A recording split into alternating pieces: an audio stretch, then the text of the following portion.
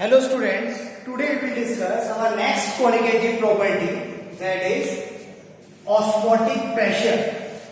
So before starting osmotic pressure, we have to learn the term that is called osmosis. देखिए three qualitative properties हम लोग study कर चुके हैं। First जो थी हमारे पास relative lowering in vapour pressure, second elevation in boiling point, third depression in freezing point. Now we are studying our last fourth qualitative property that is osmotic pressure. तो उसको समझने से पहले हमें ऑस्मोसिस को समझना जरूरी है। What is the meaning of osmosis? तो देखिए बच्चों, suppose we have two solutions. One solution is dilute and second solution is concentrated, and both solutions are separated by a semi permeable membrane. इन दोनों solutions को एक semi permeable membrane से separate कर दिया गया। semi permeable membrane से हमने क्या कर दिया? सेपरेट कर दिया। ये वाला जो सॉल्यूशन है वो डाइल्यूट सॉल्यूशन है और ये वाला जो सॉल्यूशन है वो हमारे पास कंसंट्रेटेड सॉल्यूशन है। सेमी परमेबल मेम्ब्रेन क्या है? बेसिकली एक सीव है, एक स्क्रीन है, ऐसी स्क्रीन, एक सीव जिसका पोर साइज बहुत ही स्मॉल होता है, बहुत स्मॉल होता है। कितना स्मॉल होता है कि देखिए ये सोल्यूट को तो पास नहीं होने देगा, बट सोलवेंट के मॉलिक्यूल्स को पास होने देता है। जैसे आप नॉर्मल सीव या नॉर्मल स्क्रीन में भी देखते हो, जो सोल्यूट होता है वो पास नहीं हो पाता, लेकिन सोलवेंट जो होता है वो पास हो जाता है। हम लोग टी फिल्टर करने वाली जो स्क्रीन होती है या सीव होती है उसमें भी आप देखिए, आप टी जो होती है वो टी तो पास आउट हो जाती है, लेकिन जो टी लीव्स होती है वो उसके ऊपर ही रह जाती है। तो देखिए जो भी स्क्रीन होती है, सीव होती है, उसका काम होता है कि वो सोल्यूट को रिटेन कर लेती है, सोल्यूट को पास नहीं होने देती है, लेकिन सोलवेंट के मॉलिक्यूल्स को स्मॉल हुआ करते हैं तो सोलवेंट उसमें से पास हो जाता है। क्लियर? अब सेमी परमेबल मेम्ब्रेन क्या है? ये स्पेशली डिजाइंड मेम्ब्रेन होती है, जो आप ये कह सकते हो उसमें पोर साइज बहुत ही स्मॉल होता है, बहुत छोटा पोर साइज होता है, जिसमें से सोल्यूट जो होगा वो बिल्कुल ही पास नहीं हो सकता। हाँ, सोलवेंट के मॉलिक्यूल्स क्या हो सकते हैं? पास हो सकते हैं। सो that is the semi permeable membrane. इधर डाइल्यूट सॉल्यूशन है और यहाँ पर क्या है? कंसंट्रेटेड सॉल्यूशन है। तो क्या होता है देखिए, डाइल्यूट सॉल्यूशन से सोलवेंट के मॉलिक्यूल्स माइग्रेट होकर कहां आना स्टार्ट हो जाते हैं? कंसंट्रेटेड सॉल्यूशन की साइड क्या ना स्टार्ट कर देते हैं। मतलब हम लोग ये कहेंगे जो सोलवेंट के मॉलिक्यूल्स हैं वो सोलवेंट के मॉलिक्यूल्स माइग्रेट कर रहे हैं कहां से? डाइल्यूट से कंसंट्रेटेड की साइड। डाइल्यूट से कहां जा रहे हैं? कंसंट्रेटेड की साइड जा रहे हैं। कौन से मॉलिक्यूल्स? सोलवेंट के मॉलिक्यूल जा रहे हैं। That phenomena is known as osmosis. So what is the meaning of osmosis? Osmosis means migration of solvent molecules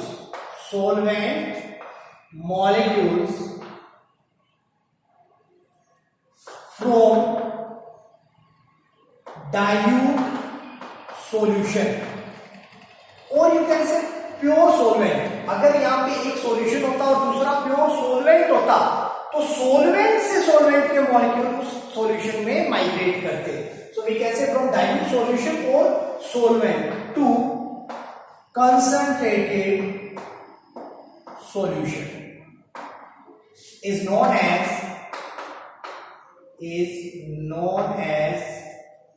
osmosis. इस फिनोमेना को हम लोग क्या नाम दे देते हैं? ऑस्मोसिस नाम देते हैं। That is called osmosis. तो ऑस्मोसिस में देखिए दो बातें, वो दोनों किससे सेपरेट होने चाहिए? Means both solution should be separated by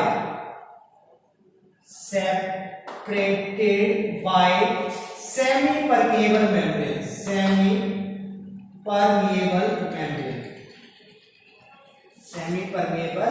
membrane. That is the condition कि दोनों सॉल्यूशन जो है वो सेमी परमेबल मेम्ब्रेन से सेपरेट होने चाहिए। तो सोलवेंट के मॉलिक्यूल्स माइग्रेट करेंगे कहां से कहां? डाइल्यूट से कंसंट्रेटेड में। कब तक माइग्रेट करते रहते हैं? जब तक दोनों सॉल्यूशंस की कंसंट्रेशन क्या ना हो जाए? सेम ना हो जाए।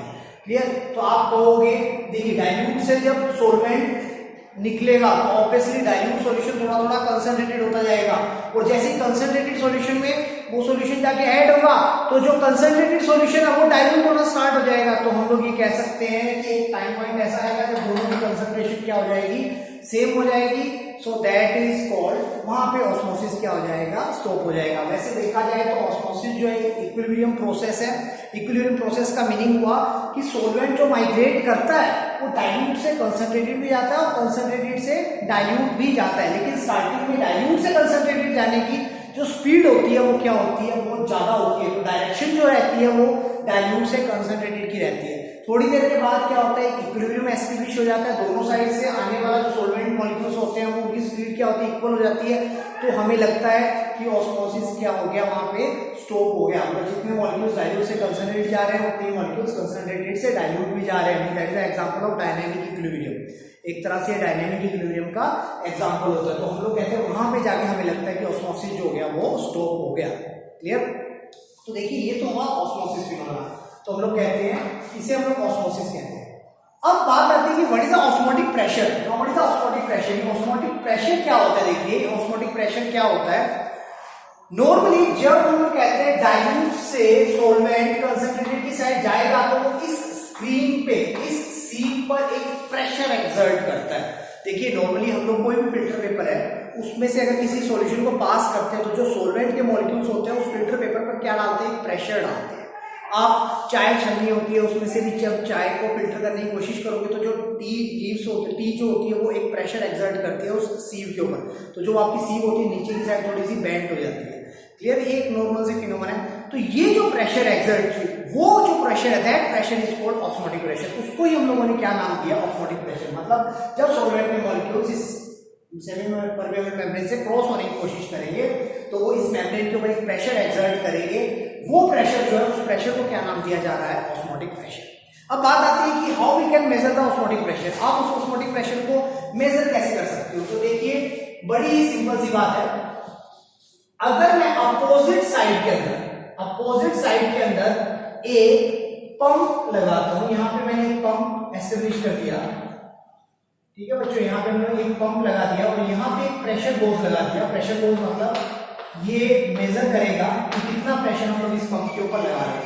अब देखिए अगर मैं इस पंप को, ये जो मैंने एक पंप यहाँ पे लगाया है, ये पिस्टन लगा दिया, इस पिस्टन को अगर मैं नीचे की साइड क्या करता हूँ, कंप्रेस करता हूं, इस पिस्टन को मैं नीचे की साइड कंप्रेस करूंगा तो क्या होगा, ये वाले जो सॉल्वेंट के मॉलिक्यूल्स है ये अपोजिट साइड में क्या करेंगे, एक प्रेशर एक्सर्ट करना शुरू कर देंगे। मैं धीरे धीरे इस पिस्टन को नीचे कंप्रेस करता जाऊंगा तो यहां से जो लिक्विड के मॉलिक्यूल्स है, सॉल्वेंट के मॉलिक्यूल्स है, वो इस साइड से एक प्रेशर एक्सर्ट करना स्टार्ट कर देंगे। उससे होगा क्या, इधर से आने वाले सॉल्वेंट का फ्लो थोड़ा सा कम हो जाएगा। हम धीरे धीरे करके पिस्टन को नीचे लाते जाते हैं, मतलब पिस्टन से प्रेशर एक्सर्ट करते जाते हैं।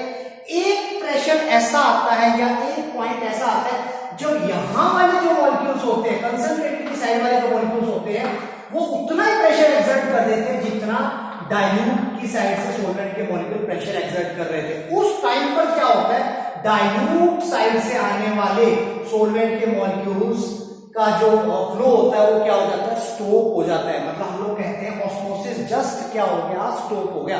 तो हम ये कह सकते हैं कि यहां से अगर हम लोग मेजर कर ले कि कितना प्रेशर हमने ऊपर से लगाया जिससे कि ऑस्मोसिस को हमने जस्ट क्या कर दिया, स्टॉप कर दिया, तो इसका मतलब ये वाला जो प्रेशर है वो एग्जैक्टली यहां से आने वाले सॉल्वेंट के मॉलिक्यूल के प्रेशर के क्या है, इक्वल है।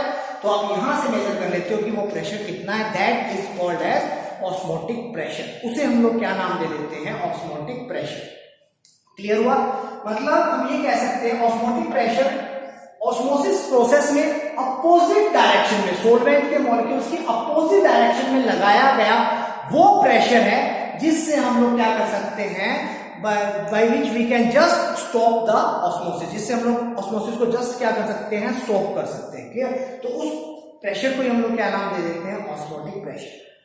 अब बच्चों जरा सोचिए, अगर ऑस्मोटिक प्रेशर से ज्यादा प्रेशर इधर लगा दिया जाए देन व्हाट विल हैपन। अगर आप ऑस्मोटिक प्रेशर से भी ज्यादा प्रेशर यहाँ लगा दोगे तो क्या होगा, ऑब्वियसली आप बिल्कुल सही सोच रहे हो, अगर ज्यादा प्रेशर यहाँ लगाएंगे तो सॉल्वेंट के मॉलिक्यूल्स कंसंट्रेटेड से कहाँ जाना स्टार्ट कर देंगे, डाइल्यूट में जाना स्टार्ट कर देंगे। तो कंसंट्रेटेड से जब वो डाइल्यूट की साइड में जाना स्टार्ट कर देंगे तो हम लोग कहेंगे यहाँ पे तो प्रोसेस ही अपोजिट हो गई।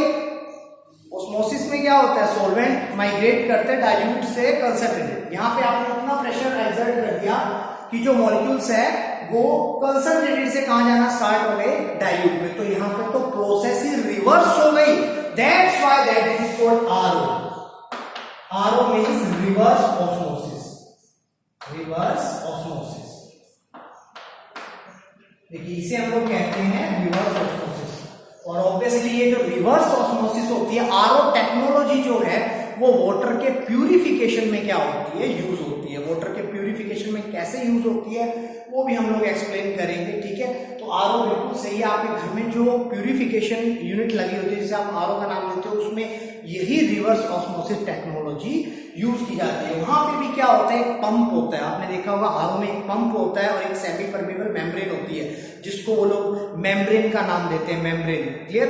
वो जो मेम्ब्रेन होती है उसके अंदर जो लगी हुई होती है वो सेमी परमेबल मेम्ब्रेन की तरह वर्क करती है। और उसमें भी एक छोटा सा पंप लगा हुआ होता है जो क्या करता है, वो पंप प्रेशराइज करता है, यानी अपोजिट डायरेक्शन से क्या लगाता है, प्रेशर लगाता है। क्लियर हो गया? जिससे वाटर फिल्ट्रेशन होता है।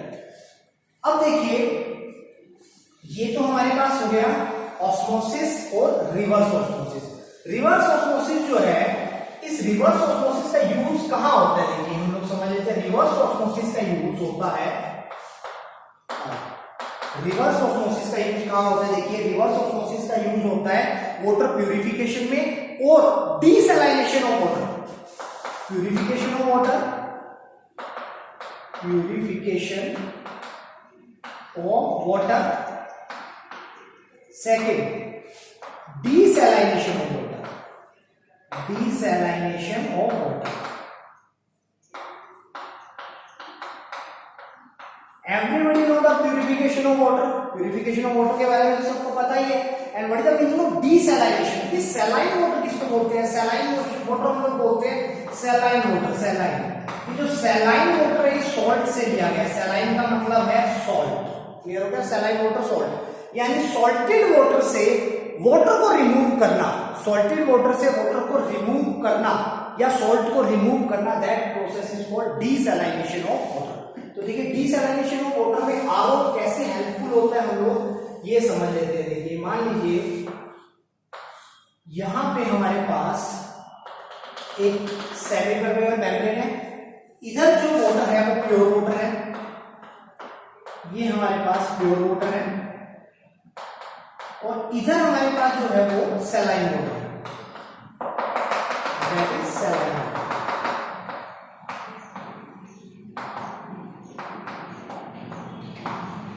ये जो हमारे पास that is called saline water. ये सैलाइन वाटर मतलब इसमें क्या है, सॉल्ट है। अब देखिए नॉर्मली ये प्योर वाटर है, तो ऑब्वियसली क्या होगा, वाटर के मॉलिक्यूल्स कहां से कहां माइग्रेट करेंगे, कहां से, डाइल्यूट कौन सा होगा, ये वाला डाइल्यूट हुआ और ये वाला कंसंट्रेट हुआ। तो हम लोग कहते हैं बच्चों डाइल्यूट से कंसंट्रेटेड में जाते हैं। नॉर्मली ऑस्मोसिस जब होगा तो वाटर प्योर वाटर से सैलाइन वाटर में जाएगा। लेकिन अगर हम लोग यहाँ पे एक पंप लगा दें, अगर हम लोग यहाँ पे क्या करते हैं, एक पंप लगा देते हैं, और इस पंप से एक प्रेशर एक्सर्ट करते हैं, और वो प्रेशर इतना होता है जो वाटर के नॉर्मल ऑस्मोटिक प्रेशर से क्या होना चाहिए, ज्यादा होना चाहिए। इतना प्रेशर अगर हम लोग यहाँ पे एक्सर्ट करते हैं तो सैलाइन वाटर में से वाटर के मॉलिक्यूल माइग्रेट करना स्टार्ट कर देंगे, कहां, प्योर वाटर में। तो सॉल्ट तो यहाँ रह जाएगा और जो सैलाइन वाटर का वाटर वाले मॉलिक्यूल्स है वो सारे यहाँ आ जाएंगे। यहाँ पे पहले से प्योर वाटर था और जितना ही वाटर वो इस साइड में आ जाएगा। तो मतलब आपने इस सैलाइन वाटर का क्या कर दिया, डीसैलिनेशन कर दिया, मतलब उसमें से सॉल्ट को क्या कर दिया, सेपरेट कर दिया। कुछ यही टेक्नोलॉजी जो लगती है हम लोग घर में जो आरओ यूज करते हैं वहां लगती है। बस डिफरेंस ये वाला वाटर वो होता है, वो सप्लाई वो वाटर होता है जो आउटलेट होता है, मतलब हम लोग यूज करते हैं ड्रिंकिंग के लिए, और ये आपका मेन सप्लाई से जो वाटर आता है वो आता है। तो मेन सप्लाई से जो वाटर आता है उसके ऊपर क्या लगाया जाता है, पंप के थ्रू प्रेशर लगाया जाता है। उसके बाद आपको क्या किया जाता है, उसको पास किया जाता है किसमें से, 2-3 फिल्टर में से। क्लियर? चारकोल फिल्टर हो गया, सेडिमेंट फिल्टर हो गया, प्री फिल्टर हो गया, उनमें से पास करके लास्ट में हम लोग उसको पास कर देते हैं सेमी परमेबल मेम्ब्रेन से। और उसके बाद सेमी परमेबल मेम्ब्रेन से जैसे ही वो पास हो जाता है तो आपको जो मिलता है वो ड्रिंकिंग वाटर, प्योर वाटर मिल जाता है। मतलब वहां पे भी जो टेक्नोलॉजी है वो कौन सी यूज की जा रही है, आरओ की टेक्नोलॉजी। टेक्नोलॉजी यूज की जा रही है। तो आई थिंक हम लोग समझ में आ गया कि ऑस्मोसिस क्या होता है और रिवर्स ऑस्मोसिस क्या होता है। तो देखिए ऑस्मोसिस की अगर हम लोग और बात करते हैं, देखिए बच्चों और कहाँ लाइफ में ऑस्मोसिस यूज होता है। देखिए हम लोग देखते हैं किशमिश होती है, सपोज कीजिए किशमिश को अगर आप वाटर में डाल देते हो तो वो क्या कर जाती है, स्वेल कर जाती है। तो किशमिश को वाटर में डालने के तो स्वेल क्यों हुई, क्या रीजन था, द रीजन वॉज ऑस्मोसिस। वहां पे भी जो रीजन था वो कहीं ना कहीं ऑस्मोसिस था, बिकॉज जो किशमिश है वो कुछ इस तरह से है, तो किशमिश के अंदर क्या होता है, फ्लूइड होता है, और ये वाला जो लिक्विड होता है किशमिश के अंदर जो फ्लूइड है वो क्या है, कंसंट्रेटेड है, और बाहर का जो वाटर है वो क्या है, डाइल्यूट है। और जो किशमिश की जो वॉल्स होती है, मेम्ब्रेन होती है, जो सेल मेम्ब्रेन होती है, किशमिश की जो मेम्ब्रेन होती है, वो मेम्ब्रेन किसकी तरह से वर्क करती है, semi permeable membrane, semi permeable membrane की तरह वर्क करती है। तो जो डाइल्यूट कंपार्टमेंट है वहां से वाटर किशमिश के अंदर एंटर करता है सेमी परमिएबल के थ्रू। कौन सी प्रोसेस के थ्रू, ऑब्वियसली ऑस्मोसिस के थ्रू। और हेंस हम लोग ये कह सकते हैं कि यहाँ पे जो किशमिश होगी उसका साइज क्या हो जाएगा, बड़ा हो जाएगा, वो क्या कर जाएगी, स्वेल कर जाएगी। तो ये भी किसका एग्जांपल हुआ, एक तरह से ये एग्जांपल हुआ किसका, ये एग्जांपल हुआ ऑस्मोसिस का। ऑस्मोसिस और वो जगह पे यूज होता है, देखिए और वो जगह पे यूज होता है। हम लोग एक नॉर्मल सी प्रोसेस समझते हैं, ऑस्मोसिस और कहाँ यूज होता है। देखिए कभी आपने देखा होगा थ्रोट इन्फेक्शन हो जाता है, नॉर्मली कभी थ्रोट इन्फेक्शन हो जाता है तो डॉक्टर जो होते हैं वो फिजिशियन जो होते हैं गार्गल्स करने के लिए बोलते हैं। क्लियर, आई थिंक आप भी जब छोटे होंगे तो कभी आपने गार्गल्स किए होंगे। गार्गल्स में क्या होता है, माउथ में आप वाटर लेते हो, थोड़ा सा वार्म वाटर लेते हो, उसमें सॉल्ट मिक्स करके और उसको माउथ में लेके यहाँ से एक साउंड निकाली जाती है। Clear, that is called gargles. उसको हम लोग क्या बोल देते हैं, गार्गल्स बोल देते हैं। तो डॉक्टर क्या करते हैं, जब टॉन्सिल्स में इन्फेक्शन हो जाए या थ्रोट इन्फेक्शन हो जाए तो मेडिसिन के साथ साथ, एंटीबायोटिक्स के साथ साथ गार्गल्स करने के लिए बोलते हैं। उसका रीजन क्या होता है, देखिए टॉन्सिल्स जो होते हैं हमारे यहाँ पे क्या होते हैं, टॉन्सिल्स होते हैं, और जब थ्रोट इन्फेक्शन हो जाते हैं तो इस टॉन्सिल्स में क्या होते हैं, इस टॉन्सिल्स के ऊपर बैक्टीरियाज क्या होते हैं, डेवलप हो जाते हैं, बैक्टीरिया अटैक करते हैं। उसकी वजह से जो टॉन्सिल्स होते हैं उनका साइज थोड़ा थोड़ा इंक्रीज हो जाता है और यहाँ पे क्या है, बैक्टीरियाज आ जाते हैं, क्लियर, और माइक्रो ऑर्गेनिजम्स आ जाते हैं। अब क्या होता है, ये जो टॉन्सिल्स है हमारे यहाँ पे, इन टॉन्सिल्स को गार्गल्स के थ्रू सॉल्टेड वाटर में डिप कर दिया जाता है। मतलब आप जब साउंड निकालते हो गार्गल्स की तो क्या होता है, थोड़ी देर के लिए जो टॉन्सिल्स होते हैं वो सॉल्टेड वाटर में आ जाते हैं। मतलब आप ये मानिए कि जैसे ये सॉल्टेड वाटर, ये सॉल्टेड वाटर, और जो टॉन्सिल्स हैं आपने गार्गल्स, माउथ से गार्गल्स करे तो यहाँ पे जो टॉन्सिल्स होते हैं वो डिप हो जाते हैं किसके अंदर, सॉल्टेड वाटर के अंदर। तो आप मानिए कि यहाँ पे जो इन गार्गल्स के जो माइक्रो ऑर्गेनिजम्स होंगे वो माइक्रो ऑर्गेनिजम्स में अल्टीमेटली किसमें आ गए, 2-3 मिनट के लिए किसमें आ चुके हैं, 3-4 मिनट के लिए आ गए सॉल्टेड वाटर में। तो जो एक माइक्रो ऑर्गेनिज्म है, सपोज ये एक माइक्रो ऑर्गेनिज्म है, इस माइक्रो ऑर्गेनिज्म के, माइक्रो ऑर्गेनिज्म है क्या है, तो एक सेल ही, तो वो अगर वो सेल है तो उसके अंदर क्या होगा, साइटोप्लाज्म होगा, और आपने क्या लिया, कंसंट्रेटेड वाटर लिया सॉल्ट का, तो ये कंसंट्रेटेड वाटर है, तो क्या होगा, उस माइक्रो ऑर्गेनिज्म का जो सेल सेट है या जो साइटोप्लाज्म होता है वो निकलकर किसमें आ जाता है, कंसंट्रेटेड सॉल्टेड वाटर के अंदर आ जाता है। अब जब इसका साइटोप्लाज्म ही निकलकर इसके अंदर आ गया सॉल्टेड वाटर में, तो ऑब्वियसली वो माइक्रो ऑर्गेनिज्म जो होगा वहां पर क्या हो जाता है, किल हो जाता है, या उसकी ग्रोथ क्या हो जाती है, इनहिबिट हो जाती है। इस तरह से जो ऑस्मोसिस होता है, कहीं ना कहीं गार्गल्स में भी टेक्नोलॉजी में ऑस्मोसिस वाली ही यूज होती है, करेक्ट, जो माइक्रो ऑर्गेनिजम्स को किल या उनकी ग्रोथ को इनहिबिट करने के काम आ रही है वहां पे। इसी तरह से ऑस्मोसिस डेली लाइफ में अगर हम लोग देखें, वहां पे भी ऑस्मोसिस, बहुत सारी जगह जहाँ पे ऑस्मोसिस क्या होता है, यूज होता है। चलिए बच्चों, अब देखो हम लोग कहते हैं अगर ऑस्मोसिस पे कुछ क्वेश्चंस आते हैं तो वो हम लोग डिस्कस करते हैं कैसे क्वेश्चंस आ सकते हैं। देखिए अगर हम लोग क्या करते हैं, एक कंसंट्रेटेड सॉल्यूशन है, एक कंसंट्रेटेड सॉल्यूशन है, उस कंसंट्रेटेड सॉल्यूशन के अंदर हमने आरबीसी को रख दिया, that is RBC, red blood cell, concentrated solution में रख दिया, तो क्या होगा, आरबीसी स्वेल कर जाएगी या आरबीसी श्रिंक कर जाएगी या आरबीसी वैसी की वैसी ही रहेगी, उसके साइज में डिफरेंस नहीं आएगा। तो आप समझिए आरबीसी जो एक सेल है, इसके अंदर भी क्या है, साइटोप्लाज्म है या सेल सेप है, तो ये जो साइटोप्लाज्म है जो आरबीसी के अंदर है और आपने उसको कंसंट्रेटेड एनवायरनमेंट में डिप किया हुआ है, तो बाहर का एनवायरनमेंट क्या हो गया, कंसंट्रेटेड। तो साइटोप्लाज्म जो है वो इसके कंपैरिजन में क्या है, इसका मतलब डाइल्यूट है। तो जो ये सेल मेम्ब्रेन है आरबीसी की, ये सेमी परमेबल मेम्ब्रेन की तरह बिहेव करेगी, और जो साइटोप्लाज्म का जो लिक्विड पार्ट है, सोलवेंट वाला पार्ट है, वो इस सेल मेम्ब्रेन को क्रॉस करते हुए ऑस्मोसिस के थ्रू कहां जाएगा, इस कंसंट्रेटेड सॉल्यूशन में आ जाएगा। तो ऑब्वियसली जो आपकी आरबीसी जो है वो क्या कर जाएगी, श्रिंक कर जाएगी। वो क्या कर जाएगी, श्रिंक कर जाएगी। उसके बाद देखिए, अगर मैं ये कहूं कि आरबीसी जो है उस आरबीसी को डाइल्यूट वाटर में रख दिया जाए, डाइल्यूट सॉल्यूशन में रख दिया जाए। डाइल्यूट किसके कंपैरिजन में डाइल्यूट बोला जा रहा है, ये जो आरबीसी है इसके साइटोप्लाज्म के कंपैरिजन में डाइल्यूट बोला जा रहा है। मतलब अब साइटोप्लाज्म जो है वो क्या हो गया, इस आरबीसी का जो साइटोप्लाज्म अंदर का जो सेल्स है वो क्या हो गया, कंसंट्रेट हो गया, और बाहर का एनवायरनमेंट क्या हो गया, डाइल्यूट हो गया। तो अल्टीमेटली क्या होगा कि जो लिक्विड है वो कहां से कहां आ जाएगा, इस बाहर से इस आरबीसी के अंदर एंटर कर जाएगा। तो आरबीसी का साइज क्या होगा, स्वेल होती जाएगी आरबीसी। तो आरबीसी क्या होगी, स्वेल होगी। क्लियर हो गया। और एक ऐसा सॉल्यूशन बना दिया जाए जिसकी कंसंट्रेशन जो है आरबीसी के एकदम इक्वल है, तो क्या होगा, कंसंट्रेशन अगर आरबीसी के साइटोप्लाज्म में एकदम इक्वल है तो फिर कोई असर नहीं होगा। आप ये कह सकते हो कोई इफेक्ट नहीं होगा, RBC will not affected. RBC जो होगी वो एज इट इज ही रहेगी, उसके साइज पर अफेक्ट नहीं होगा। तो इस तरह के कुछ क्वेश्चंस आ जाते हैं। देखिए अब देखिए बच्चों, अगर हम लोग न्यूमेरिकल पार्ट पर आए ऑस्मोसिस के, तो ऑस्मोसिस क्या होता है, we have explain. Osmotic pressure क्या होता है, we have also explain. Now come on numerical part of osmotic pressure. अब देखिए, हम लोगों ने एक इक्वेशन स्टडी की थी 11th क्लास के अंदर, ideal gas equation, PV = nRT। यही इक्वेशन कुछ ऑस्मोटिक प्रेशर पर भी अप्लाई होती है, लिक्विड के ऑस्मोसिस पर भी यही इक्वेशन अप्लाई होती है। बस हम P को डिनोट कर देंगे पाई से। यहाँ पे भी पाई का मतलब प्रेशर ही है, बट थोड़ा सा डिफरेंशिएट करने के लिए हमने P को लिख दिया पाई। तो पाई V = क्या बन गया, nRT। हम लोग ये इक्वेशन अप्लाई करेंगे ऑस्मोटिक प्रेशर के लिए। यहाँ पे पाई क्या है, पाई = osmotic pressure. Pi = osmotic pressure. What is the V? V = volume of solution.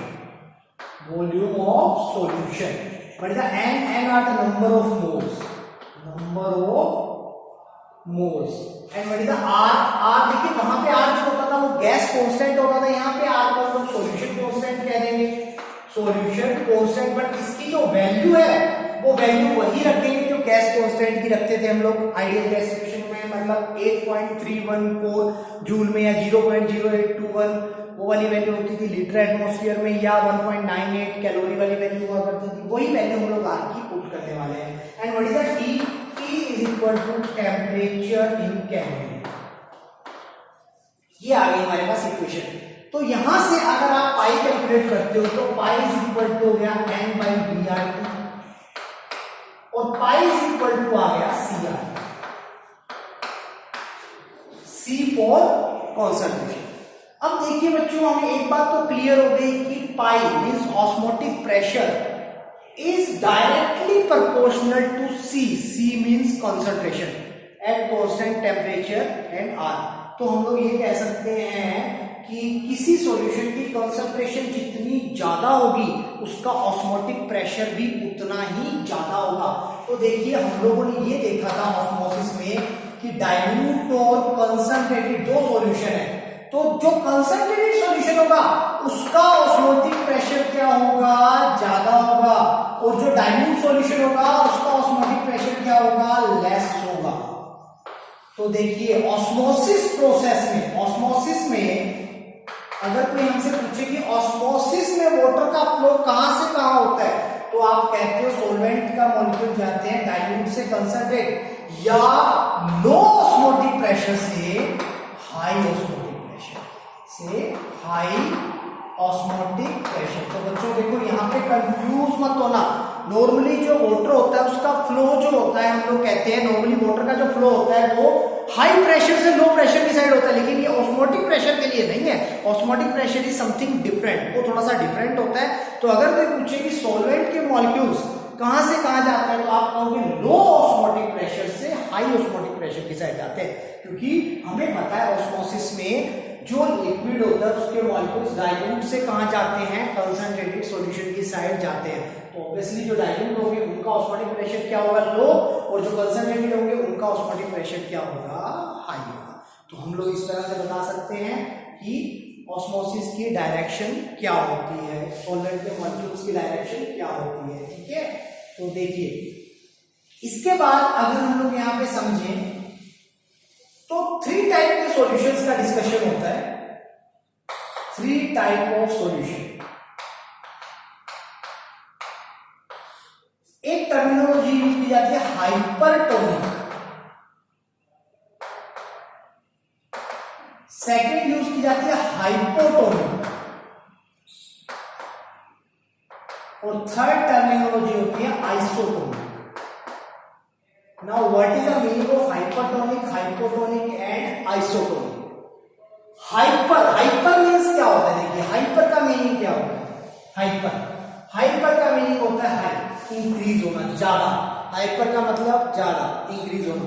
Means hypertonic means osmotic pressure जिसका क्या हो, ज्यादा हो, मोर ऑस्मोटिक प्रेशर, ज्यादा, high osmotic pressure, high osmotic pressure. अब हाई ऑस्मोटिक प्रेशर किसका हुआ करता है, अगर हम सोचे तो वो होता है कंसंट्रेटेड सॉल्यूशन। तो एक तरह से अगर मैं कहूं मेरे पास 2 सॉल्यूशन है, एक ए है और एक बी है, मैं कहूं कि बी जो है वो हाइपरटोनिक है, तो इसका मतलब बी का ऑस्मोटिक प्रेशर ज्यादा है, किसके कंपैरिजन में, ए के कंपैरिजन में। तो it means we can say B जो है वो ज्यादा कंसंट्रेटेड है और ए जो है वो क्या है, डाइल्यूट है। तो बी का ऑस्मोटिक प्रेशर क्या है, clear. So that is called hypertonic. अब देखिए अगर हम लोग सोचे कि hypotonic, what is the meaning of hypotonic? So hypo means low, तो एक ऐसा सॉल्यूशन जिसका ऑस्मोटिक प्रेशर क्या है, कम है, दैट इज कॉल्ड हाइपोटोनिक। उस सॉल्यूशन को हम लोग क्या नाम देंगे, हाइपोटोनिक। क्लियर, मतलब आप ये कह सकते हो dilute solution, dilute solution. Now what is the isotonic? Iso का मीनिंग होता है सेम, आइसो का मीनिंग होता है same. So isotonic are the solution which have same osmotic pressure. तो देखिए रिलेटिव टर्म्स है बच्चों, ये रिलेटिव टर्म्स हैं, मतलब एक दूसरे से रिलेट की गई है। अगर हम कहते हैं 2 सॉल्यूशन है और दोनों सॉल्यूशन आइसोटोनिक है, इट मींस कि जो दोनों सॉल्यूशंस है, दोनों सॉल्यूशंस का ऑस्मोटिक प्रेशर जो है वो क्या है, इक्वल है। क्लियर। तो सपोज हमें कहा जाता है कि 2 सॉल्यूशन है, हमें ये कहा जाता है 2 सॉल्यूशन है और दोनों सॉल्यूशंस का दोनों एक दूसरे के आइसोटोनिक है। ये एक सॉल्यूशन ये है ए और दूसरा सॉल्यूशन ये है B, and both solution are isotonic, isotonic solution. So what is the meaning of isotonic solution? Means osmotic pressure of A is equal to osmotic pressure of B.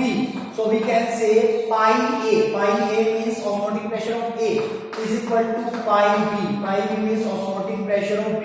अब pi को हम लोग क्या लिख सकते हैं, CRT। अगर इसकी कंसंट्रेशन समथिंग डिफरेंट है तो आप इसको CA लिख सकते हो। CA means concentration of A is equal to CBRT। T दोनों का सेम क्यों रखा गया, क्योंकि दोनों सॉल्यूशन जो है वो सेम टेम्परेचर पर रखे हुए हैं, एक ही रूम में रखे हुए हैं। सो ऑब्वियसली क्या होगा, इन दोनों के टेम्परेचर जो होंगे, दोनों के टेम्परेचर क्या होंगे, सेम होंगे, तो टी सेम हो गया। आर जो है वो आपका सॉल्यूशन कांस्टेंट है, वो भी दोनों के सेम है, तो आर से आर कैंसल, टी से T cancel. So we can say CA is equal to CB। Means जो 2 सॉल्यूशन आइसोटोनिक होते हैं उन दोनों की कंसंट्रेशन जो होती है वो क्या होती है, सेम होती है। That is the meaning of isotonic solution. Clear. तो देखिए हम लोगों ने जो कुछ डेफिनेशंस हैं ऑस्मोसिस की, hypertonic, hypotonic, isotonic, osmotic pressure, reverse osmosis, we have explained everything, वो सब कुछ हम लोगों ने एक्सप्लेन कर लिया है। Now comes on numerical section.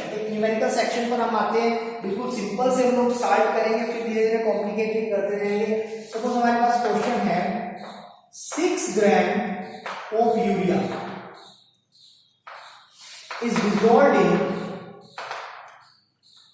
dissolved in